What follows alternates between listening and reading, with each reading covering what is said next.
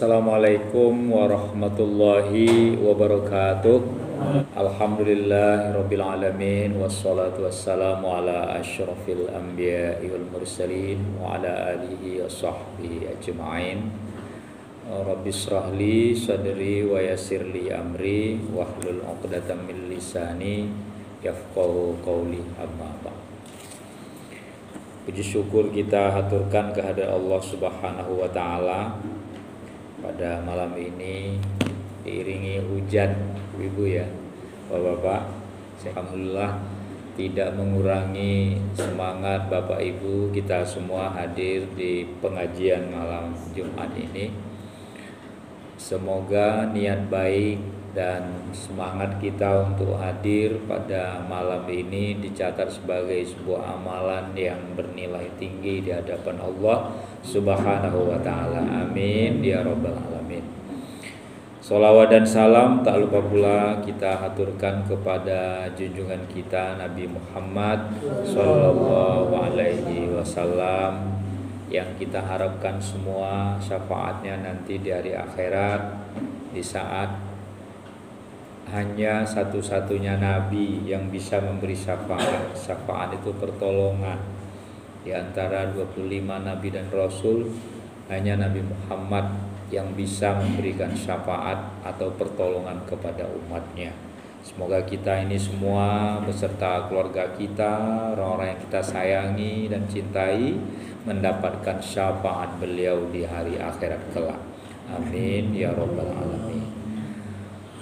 Bapak Ibu jemaah pengajian yang saya hormati, pada malam ini saya akan memberikan kajian kita temanya tentang fungsi manusia sebagai khalifah dan sebagai abd.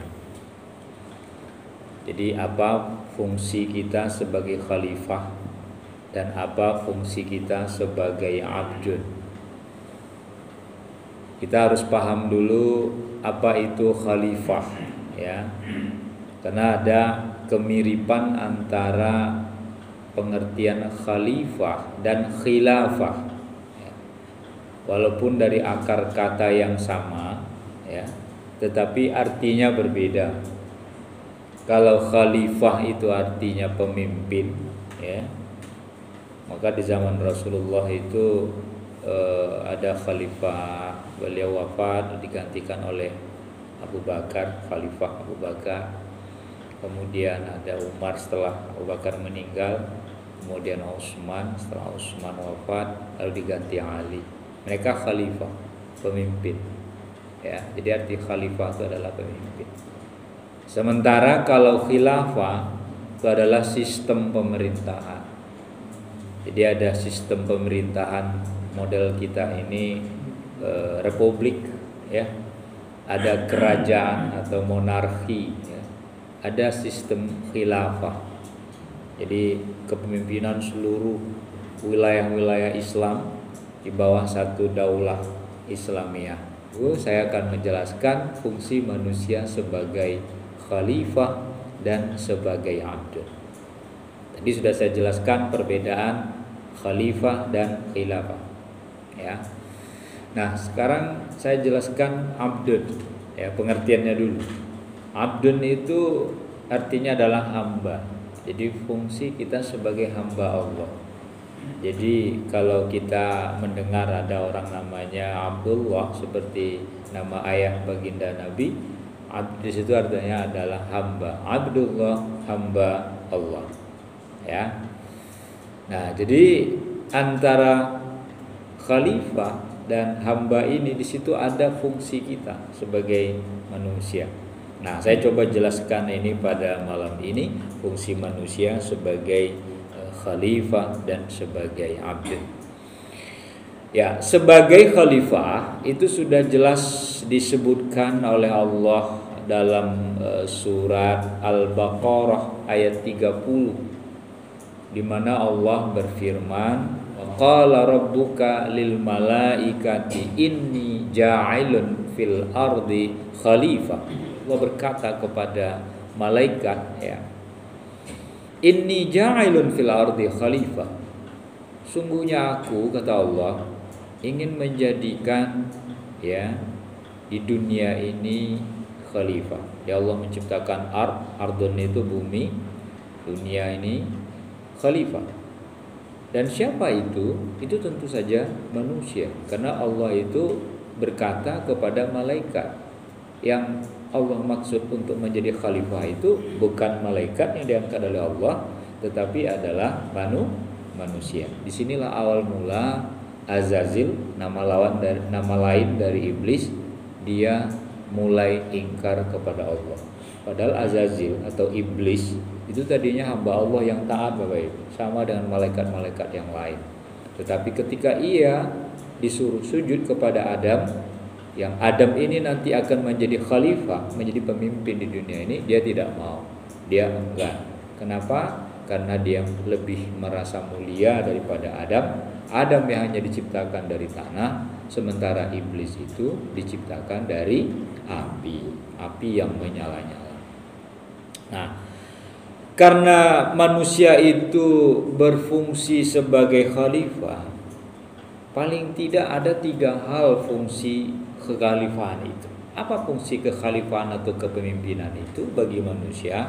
Nah, yang pertama adalah manusia bisa menjadi pemimpin bagi dirinya. Manusia itu bisa menjadi orang yang mengatur dirinya. Ya. Karena ada di antara kita manusia ini tidak bisa mengatur diri kita. Contoh Bapak Ibu, kita tahu bahwa meninggalkan sholat fardu itu dosa apa pahala? Dosa ya. Tapi justru orang banyak mengabaikan sholat fardu. Tidak bisa dia memaksakan dirinya sendiri untuk beribadah, melaksanakan sholat fardu. Bapak Ibu, kalau kita orang Islam mesti tahu ya, bulan Ramadan, bulan puasa kita di siang hari dan hukumnya wajib. Tapi ada enggak orang Islam yang tidak puasa? Ada, bahkan banyak ibu ya yang kita lihat, tetangga, teman, saudara ada, dan mereka senang dan bangga kadang tidak puasa. Dia tidak bisa mengatur dirinya, mengendalikan dirinya untuk tidak meninggalkan puasa. Mestinya dia melaksanakan puasa, tapi dia tidak lakukan. Nah, maka dalam posisi ini kita menjadi khalifah itu adalah menjadi pemimpin, pengatur bagi diri kita. Orang-orang yang korupsi, kira-kira dia tahu enggak Bapak Ibu yang dia lakukan itu korupsi? Tahu. Bahkan yang melakukannya itu pejabat yang pasti mereka pinter, ngerti hukum. Tapi justru mereka melanggar hukum. Kita tidak bisa mengatur diri kita. Maka kalau kita menjadi pemimpin, kita bisa memimpin diri kita sendiri. Bapak Ibu, ada undangan pengajian malam ini. Ini orang-orang yang memimpin dirinya sendiri nih Bapak Ibu nih, insyaallah ya. Hujan loh. Cuma hujan kan bisa pakai payung. Wah, enggak bisa pakai payung, enggak motor, numpak motor, ya pakai jas hujan. Tetap hadir. Kenapa? Ini pengajian, saya harus hadir. Hujan bukan halangan. Nah, itu bagus. Jadi insya Allah nih Bapak Ibu ya, kita yang hadir malam ini adalah orang yang bisa mengatur diri kita, tidak diatur oleh hujan gitu loh. Wes hujan rasa mangkat kan gitu. Kadang mungkin keluarga kita bilang, alah Pak hujan rasa mangkat gitu tuh. Insya Allah tidak ada sih seperti itu. Atau ibu dibilang rausah bu hujan sakit hujan ke masjid gitu kan. Tapi ternyata kita mengabaikan itu karena kita bisa memimpin diri kita sendiri. Nah, itu contohnya Ibu ya. Yang kedua, sebagai khalifah itu adalah bisa memimpin keluarganya. Bapak-bapak, kita ini pemimpin bagi keluarga kita. Ibu-ibu juga pemimpin bagi anak-anak ketika bapak nggak di rumah atau bapak di rumah pun, sebagai pengasuh, pendidik anak-anak kita. Dan bagaimana cara kita memimpin keluarga kita? Jadikan keluarga kita itu keluarga yang sakinah, mawaddah, warahmah. Jangan isinya dalam keluarga itu bertengkar, gitu kan. Jangan isinya dalam keluarga itu percekcokan, apalagi kalau ada tindakan kekerasan.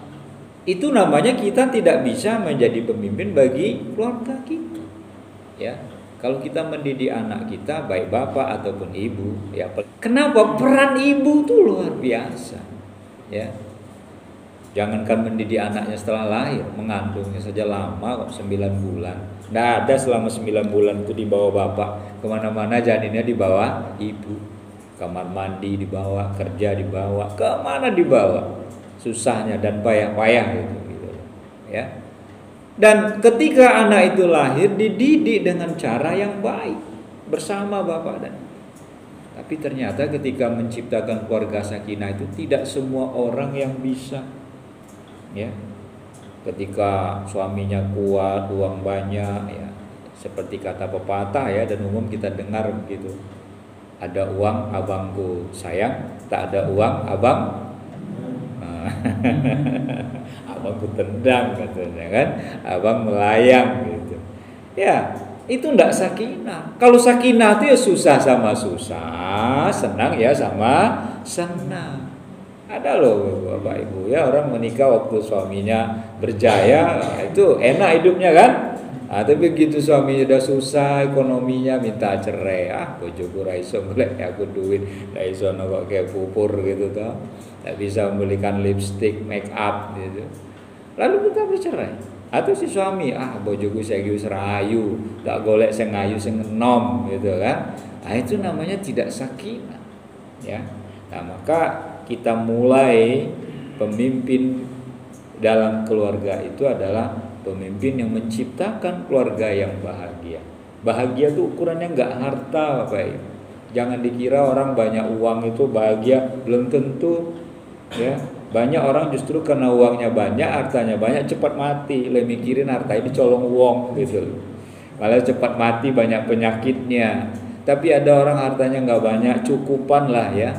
Dia bahagia-bahagia saja. Karena memang harta itu bukan segala-galanya. Walaupun kita tahu bahwa segala-gala yang kita inginkan butuh harta, tapi bukan segala-galanya. Itu yang kedua terkait dengan khalifah. Nah, lalu yang ketiga, fungsi khalifah itu kita bisa memimpin masyarakat. Pak RT, Pak RW, siapapun itu tokoh masyarakat, kita menjadi pemimpin yang baik, ya.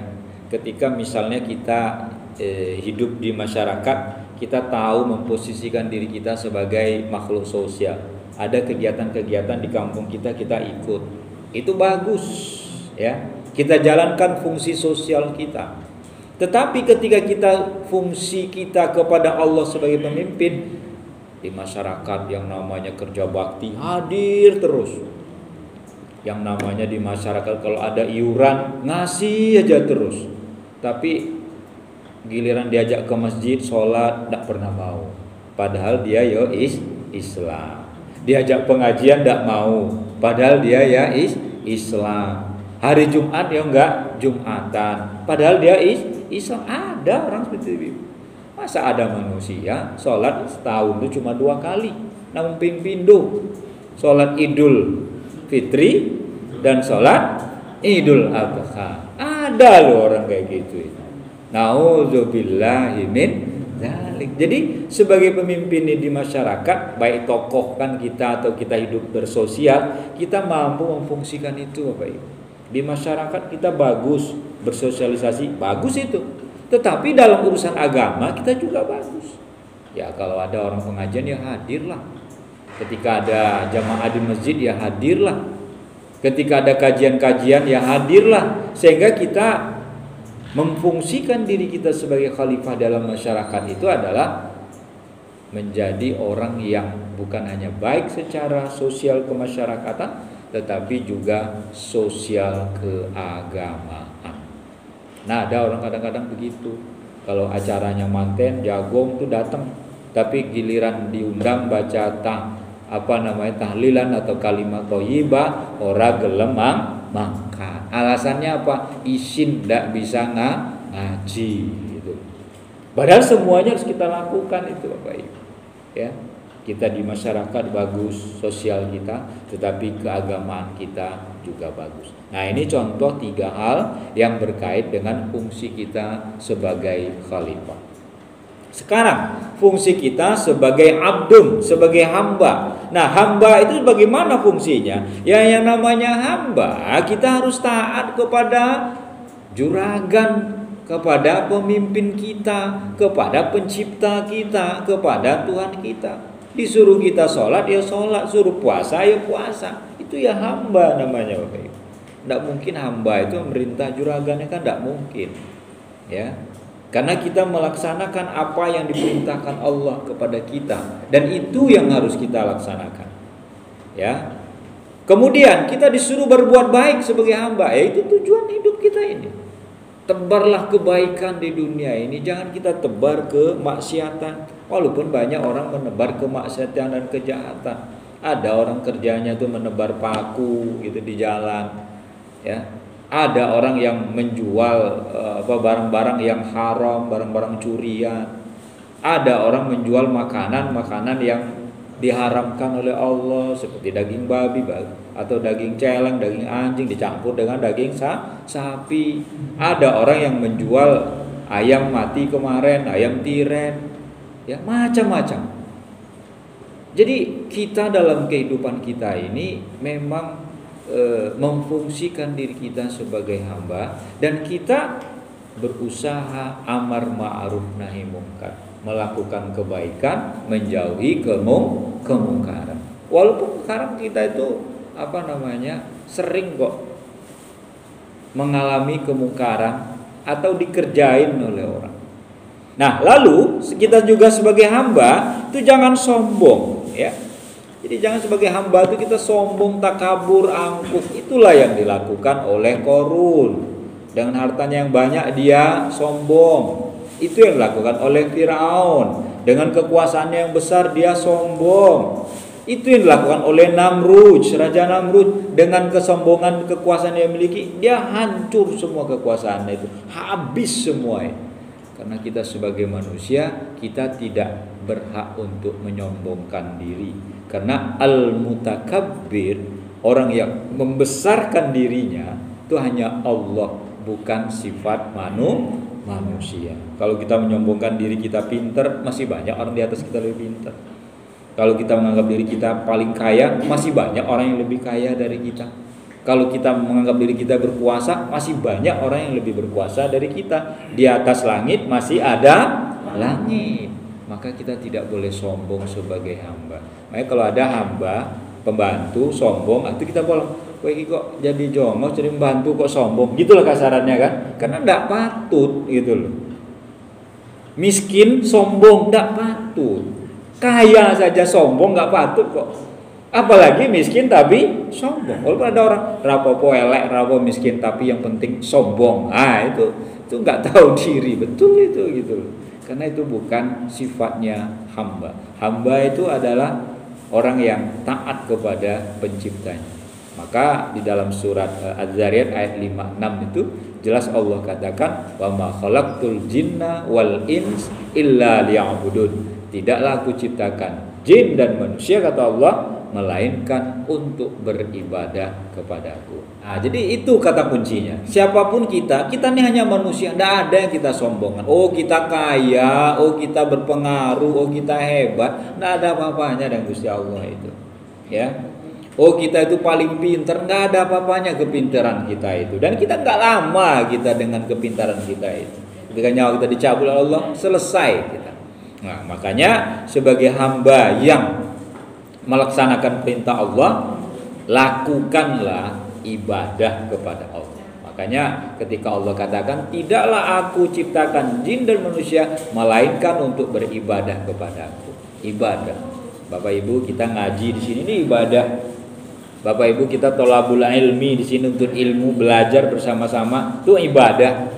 Bapak Ibu, kita hadir di Masjid Multazam ini malam ini bersama-sama, silaturahmi, itu juga ibadah. Maka dalam ibadah itu Bapak Ibu, paling tidak ada 4 hal yang harus kita lakukan. Yang pertama adalah dalam ibadah itu lakukan dengan ikhlas, hanya mengharap ridho Allah. Jangan kita ke masjid itu untuk pamer, riya jatuhnya. Jangan kita tuh ke masjid itu sholat itu tidak ikhlas.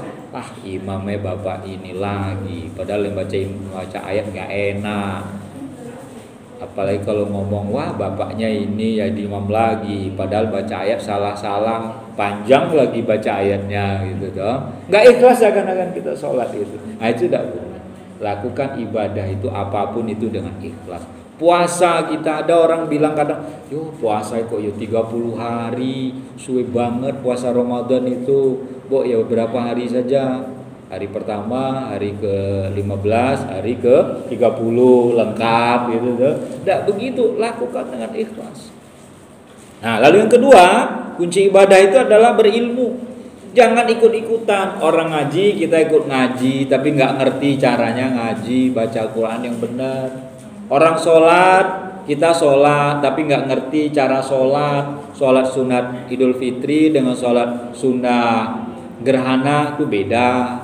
Sholat jenazah dengan sholat fardu itu beda gitu. Harus ada ilmunya.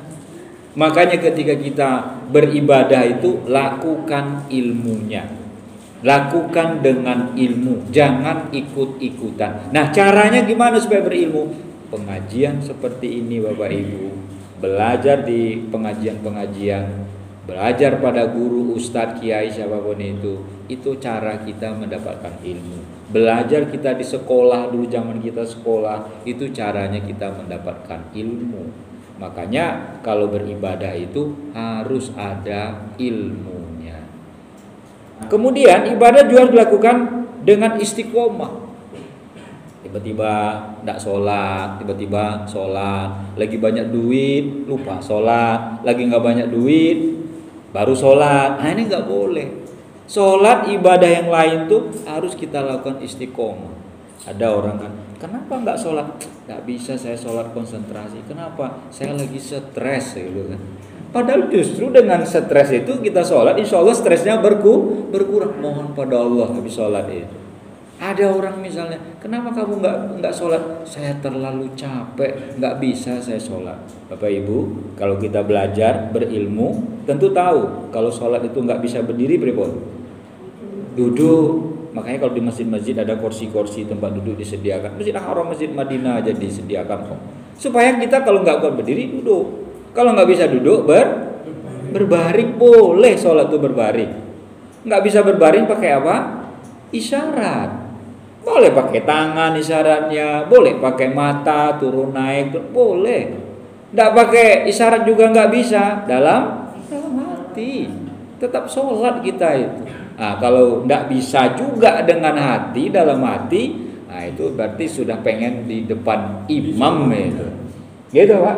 Kalau di depan imam itu disolatkan. Nauzubillahi min dzalik. Sementara kita menjadi imam atau di belakang imam. Jangan meminta dulu di depan imam.